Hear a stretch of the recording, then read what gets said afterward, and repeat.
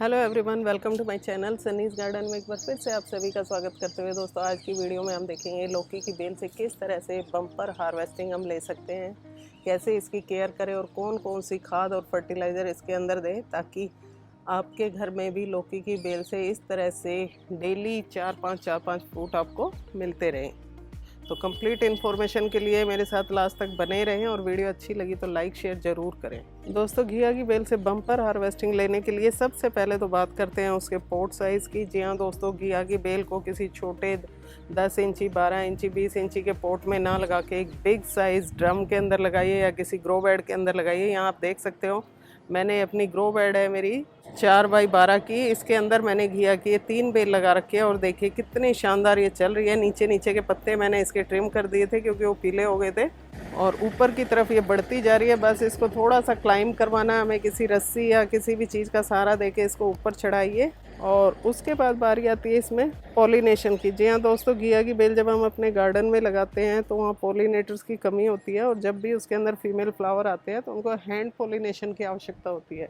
तो यहाँ आप देख रहे हो घिया के फूल जो है शाम के समय खिलते हैं और उसमें हैंड पॉलिनेशन हमें करना पड़ता है। जैसे यहाँ आप देख रहे हो अभी एक नया फ्लावर शाम तक ही ओपन हो जाएगा, उस टाइम इसको हैंड पॉलिनेट करें। मेल फ्लावर को फीमेल फ्लावर के जो परागकण है उससे टच कराएं और उसके बाद आप देखेंगे कि शाम तक आपका जो फ्रूट है वो बड़ा होने लगेगा। 1-2 दिन के अंदर ही इसका मतलब आपका पॉलिनेशन सक्सेसफुल हो गया है। तीसरी चीज़ है इसके अंदर वाटरिंग की। जी हाँ दोस्तों, नियमित रूप से डेली अपने प्लांट के अंदर वाटरिंग करें क्योंकि अभी जो इस बार मानसून सीज़न है थोड़ा सा अनइवन है, कभी बारिश हो जाती है लगातार, कभी 4-5 दिन लगातार धूप निकल आती है। तो ऐसी सिचुएशन में दिक्कत आती है प्लांट को और बहुत ही सोफिस्टिकेटेड होती है ये इसकी क्रीपर जो होती है, बेल होती है, तो बहुत जल्दी ये शौक में आ जाती है। तो पानी का पूरी तरह से ध्यान रखें, मिट्टी को बिल्कुल आप नम रखिए इस तरीके से।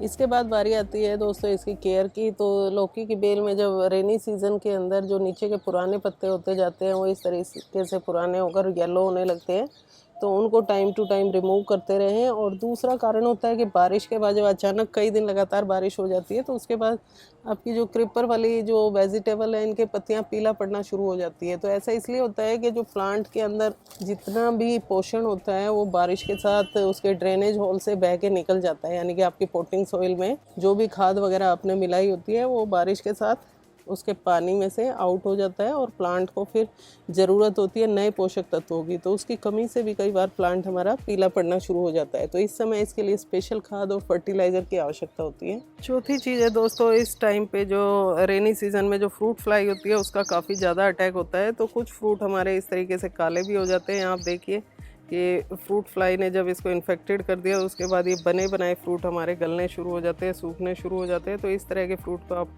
प्लांट के अंदर लटका ना रहने दें, उनको रिमूव कर दें क्योंकि ये भी प्लांट की एनर्जी धीरे धीरे वेस्ट करते हैं। तो इस तरीके से इनको रिमूव करते रहें। तो दोस्तों अब हम बात करेंगे वो कौन सा पावरफुल फर्टिलाइजर है जिसको हम ना केवल घिया की बेल में बल्कि अपनी सभी जो बेल वाली सब्जियां उनमें दे सकते हैं और बहुत ज़्यादा हैवी मात्रा में उससे हार्वेस्टिंग ले सकते हैं। इसके लिए हमें सबसे पहले चाहिए एक बिग साइज़ की बकेट के अंदर आप आधे से ज़्यादा पानी भर लीजिए और लगभग 1 किलो के लगभग आप सरसों खली लेंगे। इस सरसों खली को हम इसके अंदर डाल देते हैं। फिर हम लेंगे यहाँ पे लगभग 1 चम्मच काला नमक। जी हाँ दोस्तों, काला नमक या सिंधा नमक दोनों में से कोई भी आप ले सकते हो, इसको भी इसके अंदर ऐड कर दीजिए। नमक की मात्रा बहुत ज़्यादा हमें नहीं करनी है। और उसके बाद हम यहाँ लेंगे छाछ।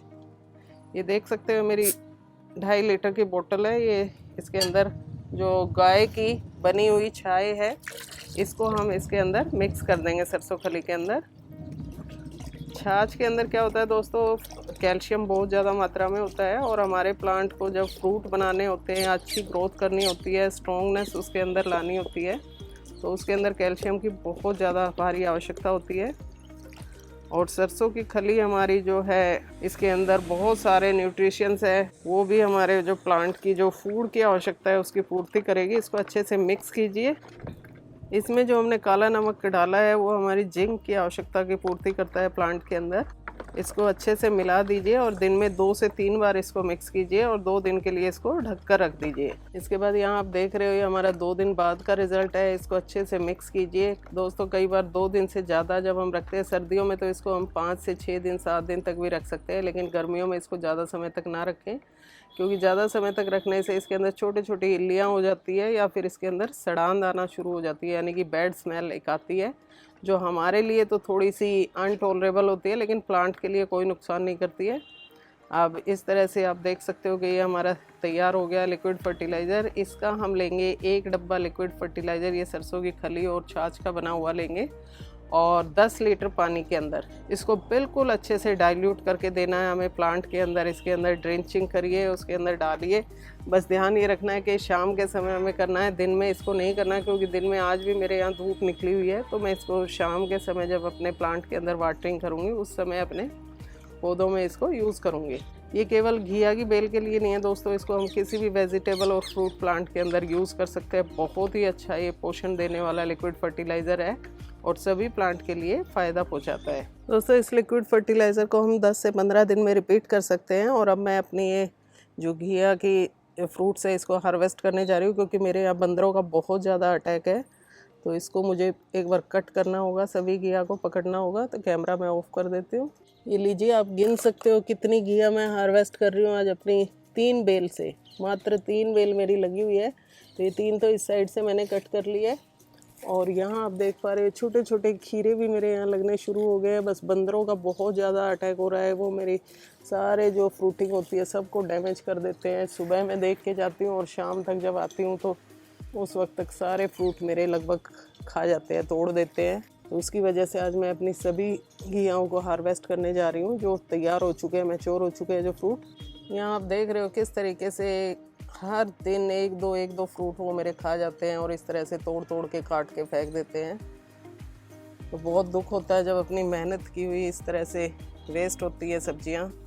यहाँ आप देख सकते हो खीरे लगने शुरू हो गए हैं मेरे। खीरे की बेल थोड़ी सी ज़्यादा सोफिस्टिकेटेड होती है दोस्तों, वो बहुत ज़्यादा फंगस का शिकार होती है। तो मेरी ये बेल जो आप देख रहे हो सूखी हुई, ये फंगस के कारण और पेस्ट अटैक के कारण ये थोड़ा सा डैमेज हो गई थी, लेकिन फिर भी ऊपर की तरफ ये सर्वाइव कर रही है। बहुत अच्छे से इसके अंदर फ्लावरिंग हो रही है और आगे चल रही है। यहाँ पे देखिए ये जो फ्रूट फ्लाई का अटैक है, पूरा ये फ्रूट मेरा डैमेज होता जा रहा है, लेकिन देखती हूँ ये चलता है या नहीं चलता। तो इस बड़े वाले फ्रूट को मैं हार्वेस्ट कर लेती हूँ। एक इधर लगा हुआ है दोस्तों, यहाँ भी आप देख पा रहे हो ये एक ब्रांच इस तरफ आ गई थी खीरे के। तो ये देखिए छोटे छोटे बेबी जो खीरे है वो तैयार हो रहे हैं, बहुत शानदार। ये भी बंदरों की अगर नज़र पड़ गई तो इसको भी वो डैमेज कर देंगे। तो इनको मैं अभी मुझे प्रोटेक्ट करना होगा, प्रोटेक्ट करूँगी तो भी उनको दिख जाता है। अगर मैं इसको कपड़े से भी कवर करूँगी तो भी उसको तोड़ के खा जाते हैं। पूरा दोपहर के समय वो अटैक करते हैं। तो इसमें जो 1-2 खीरा अगर मुझे मिलता है तो उसको मैं हार्वेस्ट कर लेती हूँ। ये देखिए एक तो मुझे मिल गया है यहाँ से, एक खीरा और यहाँ पे लगा हुआ है, इसको भी मैं तोड़ लेती हूँ। ये लीजिए 2 खीरे भी मुझे मिल गए हैं, आज का काम हो गया है सैलेड का। एक हमें इधर भी मिल गया है इस साइड की बेल में। इस सब्जी का मुझे नाम नहीं पता दोस्तों, अगर आप जानते हो तो इसका नाम ज़रूर मुझे बताइएगा। ये ना तो खीरा है ना ये घिया है, आई डोंट नो ये क्या है। इस तरीके से थोड़ा सा नीचे से अगर बढ़ने को जगह ना मिले तो ये गोल मटोल हो जाती है ऐसे। बीज बिल्कुल इसमें खीरे की तरह है अंदर में, और टेस्ट भी थोड़ा थोड़ा खीरे जैसे ही आता है। आई डोंट नो क्या नाम है, आप अगर नाम जानते हैं तो प्लीज़ मुझे कमेंट्स करके ज़रूर बताइएगा। ये बेल वाली सब्जी में बस यही एक थोड़ी प्रॉब्लम होती है, इनको ढूंढना पड़ता है हमें उलट पुलट करके, क्योंकि नीचे कौन सा फ्रूट कब कितना बड़ा हो जाए पता ही नहीं चल पाता है। एक इधर लगा हुआ है, ये तो अभी छोटा है तो इसको मैं अभी छोड़ देती हूँ। इसके बाद यहाँ कुछ बैंगन भी हमारे तैयार हो गए हैं, इनको भी मैं हार्वेस्ट कर लेती हूँ, क्योंकि अब तो कोई भी चीज़ को छोड़ना एक दिन से ज़्यादा रिस्की हो जाता है, कब इनका सफाया कर जाएं।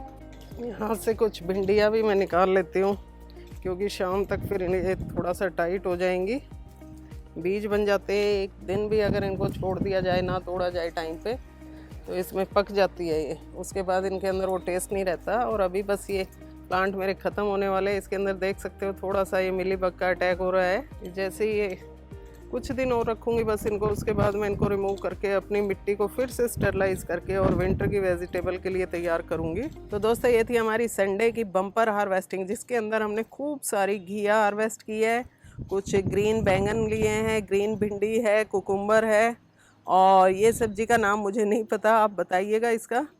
तो ये देखिए total green, Sunday green vegetable day. तो दोस्तों वीडियो अच्छी लगी तो लाइक शेयर ज़रूर कीजिएगा, और हाँ, अगर अभी तक आपने मेरे चैनल को सब्सक्राइब नहीं किया है तो प्लीज़ इसे सब्सक्राइब कीजिए और बेल आइकन को प्रेस करना ना भूलें, ताकि मेरी नई नई वीडियो की नोटिफिकेशन सबसे पहले आपको मिलती रहे। Thank you.